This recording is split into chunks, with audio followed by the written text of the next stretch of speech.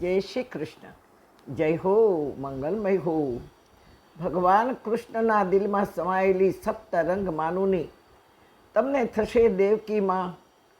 એમાં એવું તે શું ભર્યું છે કે જેને તમે કીર્તિમાન કહો છો? તો સુનો. કંસના પાપ વધે તો જ વિનાશ થાય. ક્રૂર કંસથી જગતમાં તમામ લોકો ત્રાહી મામ પોકારી રહ્યા હતા. દેવકી વસુદેવને જેલમાં નાખ્યા. એક એક કરતાં છ બાળકને કંસે ક્રૂરતાથી માર્યા. સાતમું બાળક અધૂરે માસે અવતર્યું. ગોકુળના નંદબાબા અને વાસુદેવ બંને મિત્રો હતા.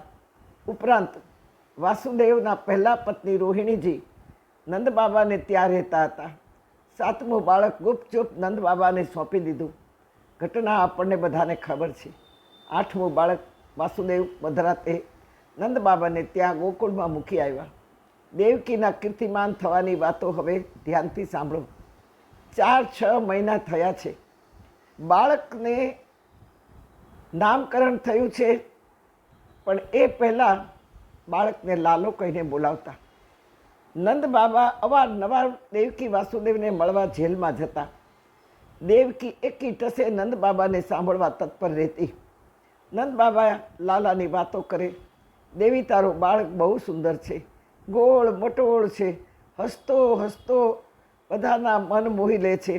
અરે, ગોકુળની ગોપીઓ તો ખૂબ પ્યાર કરે છે દેવી, ખૂબ રમાડે છે, બધાના હાથમાં ફરતો ફરતો ખૂબ રમે છે. અરે શું કહું દેવી, ગઈકાલે તારા લાલાએ કરવટ બદલી, પાસું બદલ્યું અને ગોપીઓ ગાંડી ગાંડી થઈ ગઈ. દેવી, ગોકુળમાં મોટો ઉત્સવ મનાવવાનું બધાએ નક્કી કર્યું. આજે બધા વંદરાવન ગયા છે, ગાડા ભરી ભરીને ગયા. જાત જાતની મીઠાઈઓ બનાવી છે, જાત જાતના પકવાનો બનાવી ગાડા ભરી અને વનભોજન કરવા ગયા છે લાલાને લઈને. તેઓ બધા યમુના સ્નાન કરશે, ઉત્સવ ઉજવશે. જાણે ગોકુળમાં તો દેવી 12 માસ 8 પહોર દિવાળી જ છે. ખૂબ જ સરસ સરસ સરસ વાતો સંભળાવી. દેવકી ભાવ વિભોર થઈ જતી. ખુલ્લી આંખમાંથી આંસુની ધારા વહેતી અને ખુલ્લી આંખે દેવકીને ધ્યાન લાગી જતું, સમાધિ લાગી જતી. નંદ બાબા જાય, દેવકી આંખ બંધ કરી અને સમાધિમાં બેસી જતી.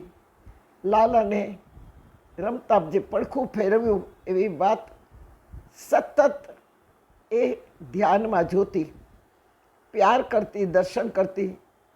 જન્મ આપીને મોકલી દીધો હતો, પૂરું મુખ પણ જોયું નહોતું, અને છતાં ધ્યાનમાં બંધ આંખે લાલાના દર્શન કરતી. દુઃખ ભૂલી જતી, સદાય આનંદમાં રહેતી. આ સગુણ દર્શન કરતાં કરતાં દેવકી રોજ ભાવ વિભોર થઈ અને આંસુની ધારાએ રડતી. સગુણ અને નિર્ગુણ દર્શનનો મોટો મહિમા છે. સગુણ એટલે સામે હોય વ્યક્તિ, વાતો થાય, ભાવ વિભોર થવાય. પણ નિર્ગુણ એટલે વ્યક્તિ સામે ન હોય અને છતાં પણ જો ભાવ વિભોર થવાય તો એ નિર્ગુણ ભક્તિને ધર્મે બહુ માન આપ્યું છે, મહત્ત્વ આપ્યું છે. આપણો દીકરો અમેરિકા છે અને ઘરમાં કોઈ સરસ વસ્તુ એને ભાવતી બનાવી છે, માં ખાઈ ન શકે. સતત એને યાદ આવે, સતત યાદ આવે, મારા દીકરાને ઢોકળા બહુ ભાવે છે, મારા દીકરાને ઇડલી બહુ ભાવે છે. સતત દેખાય, સતત દેખાય. પણ જ્યારે અમેરિકાથી 6 મહિના માટે પાછો ઇન્ડિયા આવ્યો હોય, મુંબઈ આવ્યો હોય, તો એને બહુ સ્પંદનો ન થાય. હવે તો અહીંયા જ છે ને, મને ભરાયેલું રહે, મન તડપે નહીં. નિર્ગુણ દર્શનનો બહુ મોટો મહિમા છે, નિર્ગુણ વાતોની બહુ મોટી મહિમા છે.